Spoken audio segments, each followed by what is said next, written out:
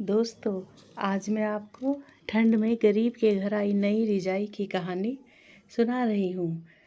गंगू, देखो तुम घर का ध्यान रखना और साफ सफाई भी ठीक से कर देना। मैं ज़रा बाजार जा रही हूँ, बच्चे आ जाएं तो उन्हें खाना खिला देना और उनका ध्यान रखना। जी मेम साहब, मैं सब देख लूँगी। यह कहकर शालिनी कार में बैठकर बाजार निकल जाती है। कार में बैठकर उसको याद आया कि उसने नोटों से भरा पर्स तो बेड पर ही छोड़ दिया है। कहीं कोई उसमें से पैसे ना निकाल ले और वो नई नौकरानी कहीं मेरे पैसे ना चुरा ले।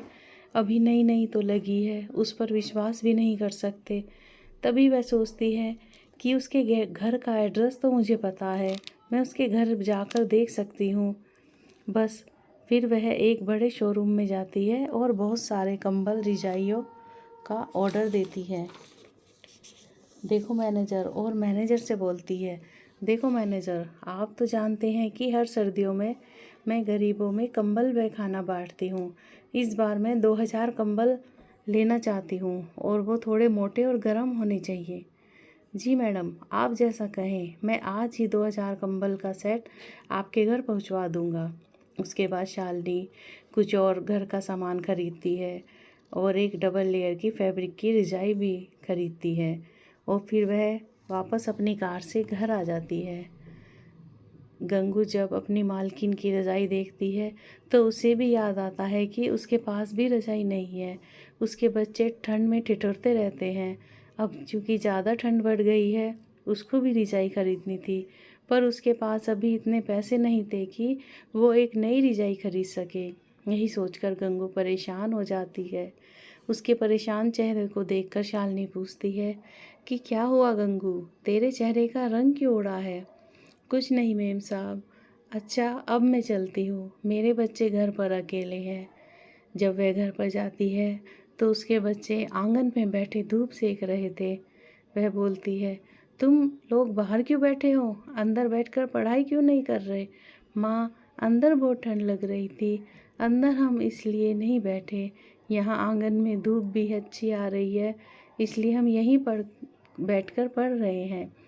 और फिर हमारे फ्रेंड्स के पास स्वेटर, जर्सी सब कुछ है, पर हमारे पास कोई स्वेटर भी नहीं है। बस एक पतली सी यह टी शर्ट है जिसमें बहुत ठंड लगती है। बच्चों, तुम परेशान मत हो, मैं बहुत जल्द ही तुम्हें गर्म कपड़े दिला दूँगी। तुम परेशान मत हो मेरे बच्चों। फिर रात आ जाती है, उनके पास रजाई भी नहीं होती। उसके बच्चे कहते हैं, माँ, हमें रात को बड़ी ठंड लगती है, हम कैसे इस पतले से कंबल में सोएं? मेरे बच्चे, तुम परेशान मत हो, मैं बहुत जल्दी एक अच्छी सी रजाई भी खरीद कर लाऊंगी। हम उसे ओढ़कर सोएंगे तो हमें बिल्कुल भी ठंड नहीं लगेगी। फिर बच्चे अपनी पढ़ाई में लग जाते हैं। शालिनी घर के अंदर आकर खाना बनाने लग गई। तभी शालिनी का पति रोहित भी आ गया। अरे, क्या बनाया है खाने में? जल्दी खाना दे दो, बड़े ज़ोरों की भूख लगी है। खाना लगाओ जल्दी से। आप फ्रेश हो जाओ, हाथ मुंह धोकर मैं खाना लगा देती हूँ। कुछ देर में वह अपने पति और बच्चों के लिए खाना लगा देती है। फिर शाम होती है तो ठंड और बढ़ जाती है। ठंडी बर्फीली हवाएं चलने लगी। फिर रात का खाना खाने के बाद ज़मीन पर ही चटाई बिछाकर वह बिस्तर लगाती है और वही एक पुराना पतला सा कंबल निकालती है। बच्चे, माँ, हमें इस कंबल में बहुत ठंड लगती है। माँ, तुम एक रजाई क्यों नहीं ले आती? हाँ बेटा, मैं जानती हूँ तुम्हें बहुत ठंड लगती है, तुम मेरे पास आओ, मैं तुम्हें ठंड नहीं लगने दूंगी। और वह अपने दोनों बच्चों को लेकर उसी चादर में लेट जाती है और शालिनी का पति भी उस चादर से बाहर लेट जाता है, क्योंकि 4 जनों के लिए वह चादर पूरी नहीं हो रही थी। अरे, आप भी इस चादर का एक कोना सा पकड़ ले लो। 4 जनों के लिए मुझे पता है ये पूरी नहीं हो पाती। ऐसे तो आपको ठंड लग जाएगी और आप बीमार पड़ जाओगे। थोड़ी सी चादर ले लो। नहीं, मुझसे ज़्यादा बच्चों को इसकी ज़रूरत है। इस खड़खड़ाती हुई ठंड में मुझे पता है इन्हें एक रज़ाई की ज़रूरत है।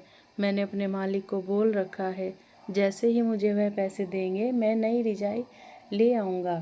अगले दिन सुबह रोहित अपने काम के लिए निकल जाता है।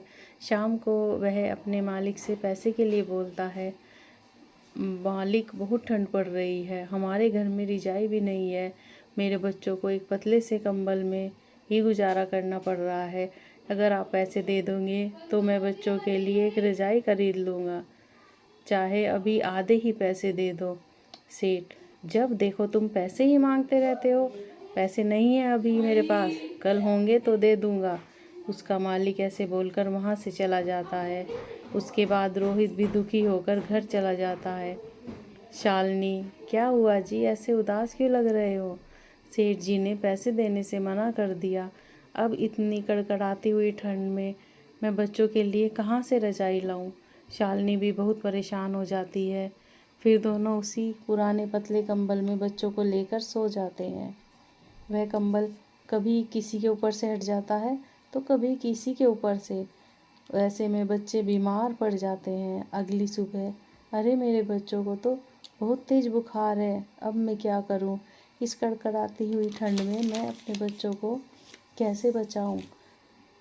शालिनी सोचती है, क्यों ना मैं अपनी मेम साहब से पैसे मांग लूं।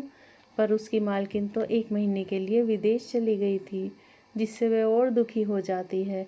रोहित का मालिक बेमन से आज उसे पैसे दे देता है और वह सोचता हुआ जाता है कि इन पैसों से मैं बच्चों के लिए नई रजाई खरीद लूँगा।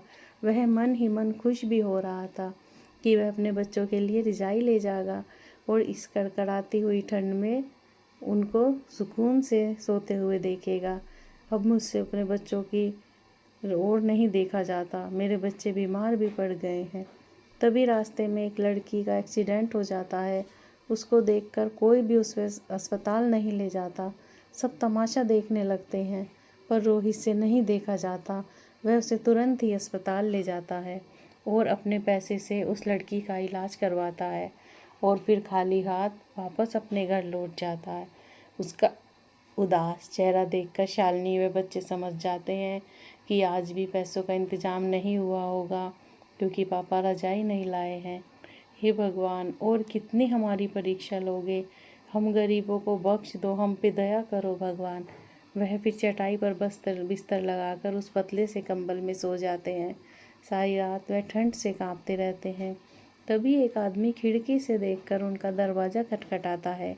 अरे, इतनी ठंड में और इतनी रात को कौन आ गया है? वह उठकर दरवाज़ा खोलता है। जैसे ही वह दरवाज़ा खोलता है तो देखता है कि एक अमीर आदमी कुछ बहुत सारा सामान लेकर खड़ा है। वह कहता है कि मैं बड़ी देर से आपका घर ढूंढ रहा था और मुझे यकीन ही नहीं है कि आज के ज़माने में भी आप जैसे लोग हैं होते हैं। आपने मेरी बेटी की जान बचाई है, नहीं तो वह वहीं मर गई होती अगर आप उसे सही टाइम पर हॉस्पिटल नहीं पहुंचाते। मैं आपका यह एहसान कभी नहीं भूल सकता। आपका बहुत बहुत शुक्रिया। मैं आपके लिए कुछ सामान, कुछ गर्म कपड़े, रजाई या वह कंबल लाया हूँ, आप इसे ले ले। वह बहुत खुश होता है और सारा सामान ले लेता है। उस रात वह और उसके बच्चे रजाई ओढ़कर आराम से सोते हैं। उस रात उन्हें ठंड भी नहीं लगती। दोस्तों, अगर आपको ये कहानी पसंद आई हो तो like, share, comment and subscribe ज़रूर करें। Thanks for watching.